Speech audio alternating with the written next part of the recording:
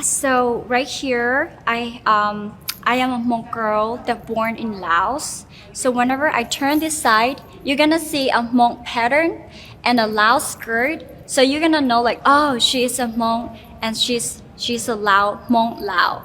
Yeah, so this is two part of me. I am Hmong and I am Lao.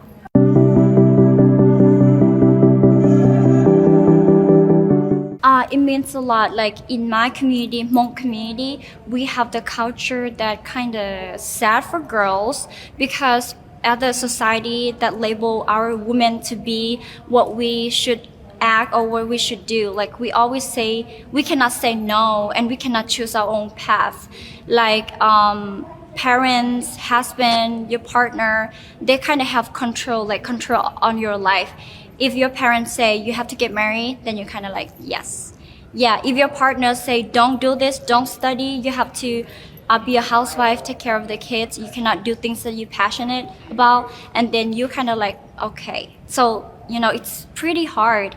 And I really want to change this kind of, things because it's so hard because what I have seen, like my cousin, she like, when she get married and it's kind of very toxic and she want to come back home and their parents, their cousin didn't accept her. They say, ew, it's a small thing. I live with your father for like 30 years and it's a normal thing. Go back to your husband, don't come to us, we have nothing to do with you.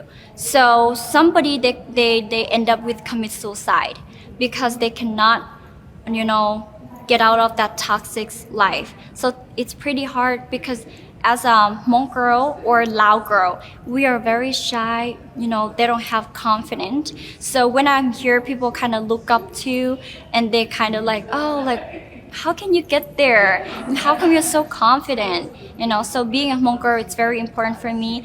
And especially here, this title, it's very important for me to inspire, to pull them up, to help them to get to another level, better themselves. Yeah, that they can do anything. They can choose their own way. They can, they can grow outside of the condition of, the life that they grew up in.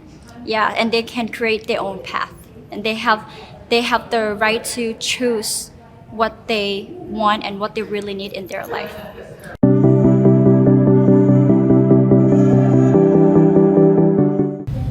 That's right. Actually, I started teaching English when I was like 16, but I start to open an online class, like doing as a professional is when I was like 17 years old after I about to graduate my high school. So when I started to learn English, I feel like it really helps me to get into the resources on online. So I feel like English is a problem in my country. In Laos country, only 5% of them can speak English.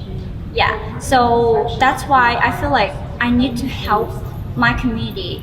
I need to help my, the people, the children to get good at English so they can work, because like nowadays work and everything we need English. And I always believe that if you know English, it's not just a key for you to get success, but it's a tool for you to be success.